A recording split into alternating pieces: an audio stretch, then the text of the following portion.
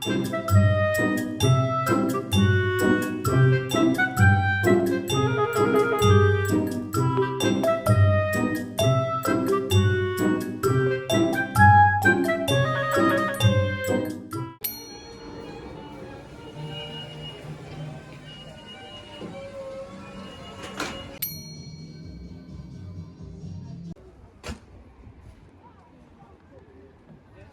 that the king at the time could see the building up from Christiansborg Castle, and given that the king could see it, Well, it had to be beautiful, of course. It was within the...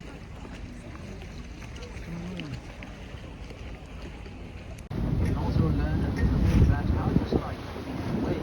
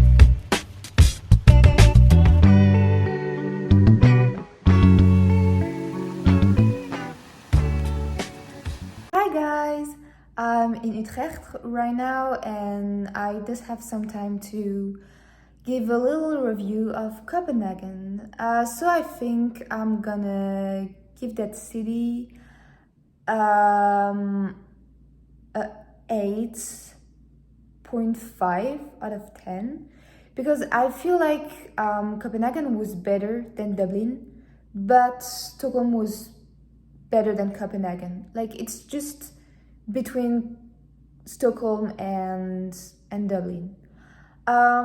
So I gave Copenhagen a 8.5 because the visits were awesome. Like, honestly, I learned a lot, but Stockholm visits were a little bit better.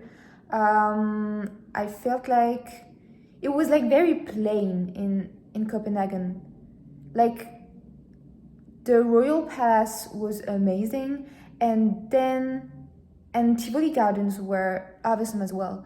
But then the other visits I did were just like buildings, and even though there were palaces, like former palaces, it was still pretty plain and stuff like that, such as Amalienborg, which is the last visit I did, and it is the current palace the royal family lives in. And yeah, I felt like for a royal palace, it was pretty simple, you know? But like, the visit was still amazing, and I really like, for instance, the Tivoli Garden, that were absolutely, wow, breathtaking. I mean, I also really liked the architecture. It was a little bit between Stockholm and Amsterdam. Like, it was a mix between the two of them.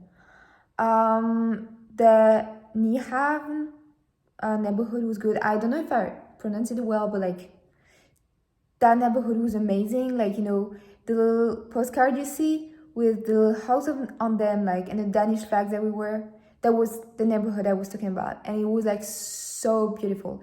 And the first day I arrived, I went to that neighborhood, and it was so pretty. And the sun set when I was setting, like when I was arriving, and it was like, it was amazing. I took so many beautiful pictures, and like, it was just the most beautiful thing I've ever seen, like, in my whole trip. It was just beautiful. Just the building with the sun and the sky and its color, it was amazing. Then I also really appreciated the fact that Danish people were pretty nice. Specifically referring to my Airbnb host, who was really a sweetheart. Yeah, it was so cool. And yeah, and we talked a little bit after, like, each day. So it was really enjoyable, because even though I was alone, I wasn't really alone, because I had one person to talk to. So yeah.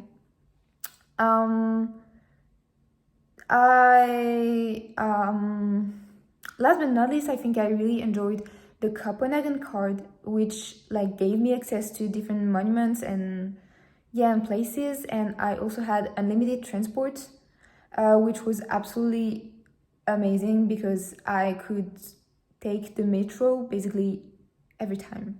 And if I'm comparing that experience to Stockholm, I think it was that point was way better in Copenhagen, because yeah, I in Stockholm they just hadn't any kind of tourist cards of stuff like that, and so I didn't take any transportation as well, and like I ended up doing 20 kilometers per day, because yeah, I just didn't want it to pay the metro. So it was really enjoyable just not to walk 5 fucking kilometers just to see one thing. And so yeah, taking the metro was pretty amazing. And I mean, the lines were super fast and stuff like that, and it was pretty clean as well, so slay.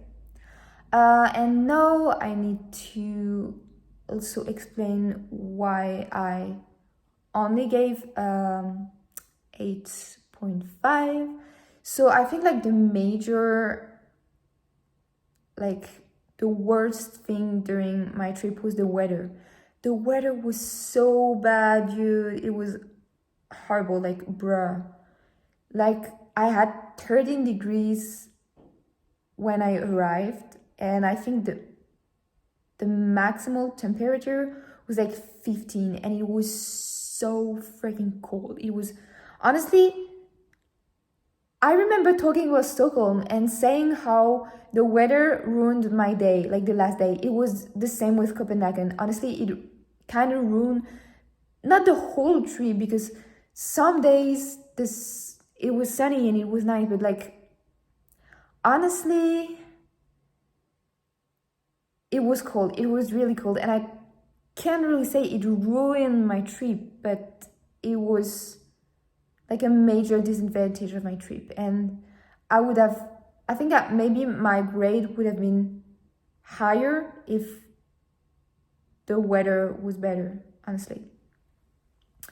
Yeah, and it also rained so freaking hard the last day as well. And yeah, and same, like, honestly, it was just like Stockholm vibes, because it kind of ruined everything, because I wanted to go like one last time to like that cute neighborhood I told you about, like the one with the boats and like the Danish flags and stuff like that. But I didn't, just because it was raining so hard and I was literally completely wet. Like, my shoes, my socks were wet, like, stop. It was horrible. Then another thing that wasn't that good was the price. Like, Denmark is honestly super expensive, and like, I didn't think it was that expensive before going. Like, people obviously told me Denmark was expensive, but I didn't think it was that expensive. And like, honestly, I'm not gonna lie, I didn't really eat that much in Denmark, because it was too expensive for me to eat. Like, I was only eating just little things, and like, at a restaurant I took like several snacks and not more, because like, if you wanted a basic meal, it was like more than 20 euros, and that's just too much for me. So honestly, I just took snacks like every day, and I was kind of hungry when I left. Like, the last day I went to a supermarket and I bought cereal bars because I was too hungry. Like, honestly, like, that's not even funny, because that's like, why is this country so expensive? Like, honestly, yeah. And just like, yeah, just taking two snacks, so like very tiny things, it was like 15 euros. And yeah, like, it was like the most basic things ever. Like, everything was so expensive. Even the souvenirs, I didn't buy any souvenirs because they were so fucking expensive. It was like more than 15 euros. The postcards were like 3 euro. It was, bruh. Like, a fucking postcard cost 1 euro maximum, but like, why 3 euro? Explain it to me. So yeah, honestly, pretty expensive. And yeah, I think that's basically it. Yeah. So now I'm going to enjoy Amsterdam and Utrecht, and yay!